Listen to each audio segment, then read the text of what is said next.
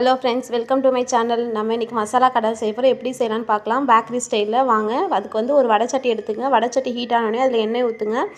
எண்ணெய் வந்து நல்லா ஒரு பக்கம் ஹீட் ஆகிட்டே இருக்கட்டும். நெக்ஸ்ட்டு ஒரு பவுல் எடுத்துக்குங்க. நான் அதில் வந்து பச்சை கடலை எடுத்துருக்கேன். பச்சை கடலை வந்து 1 கப் சேர்த்துருக்கேன். அதுக்கப்புறம் 2 ஸ்பூன் வந்து கடலை மாவு சேர்த்துக்குங்க. 1 ஸ்பூன் வந்து அரிசி மாவு சேர்த்துங்க. எந்த ப்ரப்போர்ஷனாலும் இந்த ப்ரப்போர்ஷன் ஞாபகம் வச்சிங்க. நெக்ஸ்ட்டு 1 ஸ்பூன் வந்து chilli powder, red chilli powder சேர்த்துக்குங்க.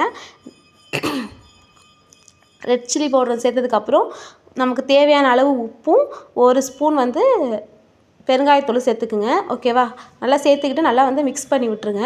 அது வந்து நல்லா எல்லாத்துலேயும் மசாலா வந்து மிக்ஸ் ஆகிற அளவுக்கு உப்பு நல்லா ஈவனாக இதாகணும். அதனால் நல்லா பிசைஞ்சு விட்டுட்டு நம்ம ஒரு பக்கம் ஆயில் ஹீட் பண்ணியிருக்கோம்ல, அந்த ஹீட் ஆன ஆயிலில் வந்து 1 ஸ்பூன் எடுத்துக்குங்க. அதை வந்து இந்த கலவையில் ஊற்றுங்க. ஊற்றி வந்து நல்லா பிணைஞ்சு விடுங்க. கொஞ்சம் லைட்டாக சுடும் தான், கொஞ்சம் பார்த்து செய்யுங்க. இதுமாதிரி நல்லா பிணைஞ்சு விட்டிங்கன்னா அதில் ஒட்டாமல் மசாலா இருக்கும். அதுக்கப்புறம் இதுமாதிரி நல்லா பிணைஞ்சு விட்டுட்டு அந்த ஆயில் ஸ்ப்ரெட் ஆனதுக்கப்புறம் லைட்டாக தண்ணி தெளித்து, அதாவது ரொம்ப தண்ணி தெளிக்கக்கூடாது, சும்மா தெளித்து மட்டும் விடணும். சும்மா ஒரு கை அப்படி எடுத்து அப்படி தெளித்து மட்டும் விட்டு பிணைஞ்சு விடுங்க. அப்போ தான் வந்து நல்லாயிருக்கும். ஓகேவா? அதுக்கு பதத்துக்கு தகுந்த மாதிரி நீங்கள் தண்ணி ஊற்றி நல்லா பிணைஞ்சிக்குங்க. பிணைஞ்சிங்கன்னா நல்லா வந்து மசாலா வந்து ஃபுல்லாக கோட் ஆகிடும் அந்த கடலையில். அப்போ தான் வந்து நம்ம பொரிக்கும் போது நல்லா சூப்பராக இருக்கும். நல்லா வந்து பிணைஞ்சு விடுங்க. அப்போ தான் ஈவனாக எல்லா மசாலாவும் வந்து ஸ்ப்ரெட் ஆகும். நெக்ஸ்ட்டு நம்ம வடைச்சட்டியில் எண்ணெய் ஊற்றிருந்தோம்ல, அது நல்லா காஞ்சிருக்கும். இப்போ நம்ம இது பிணைஞ்சு வச்சுருக்க இதை வந்து அதில் போடுங்க. அப்படியே ஒத்தையாக போடுங்க. ஓகேவா? ஒத்தையாக போட்டிங்கன்னா தான் வந்து ஈவனாக வரும். மீடியம் ஃப்ளேமில் வச்சிங்க. ரொம்ப ஹை ஃப்ளேம்லாம் வைக்காதீங்க. மீடியம் ஃப்ளேமில் வச்சு இது மாதிரி போடுங்க. எண்ணெய் வந்து சொரசொரப்பு அடங்குற வரையும் வந்து அதை நம்ம வந்து வேக வைக்கணும். நடுவில் வந்து கரண்டியை வச்சு கிண்டி விட்டுக்குங்க. அதுவும் நல்லாயிருக்கும். அப்போ தான் வந்து நல்லா இது வரும்.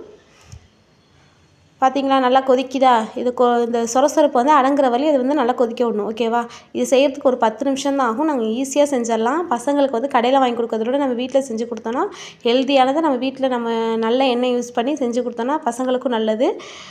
பார்த்திங்களா? இது மாதிரி கிண்டி விட்டிங்கன்னா நல்லாயிருக்கும். இதுமாதிரி பண்ணிவிட்டு நல்லா அந்த சொரசொரப்பு அடங்குது பார்த்திங்களா? அந்த ஸ்டேஜில் வந்து அதை எடுக்கணும். ஓரளவு அடங்கிட்டு சொரசொரப்பு இன்னும் ஒரு 2 மினிட்ஸ் அதுமாதிரி வச்சுருந்திங்கன்னா அந்த சொரசொரப்பு இதாகிடும். பார்த்திங்களா? ஃபுல்லாக அடங்கிட்டு சொரசொரப்பு.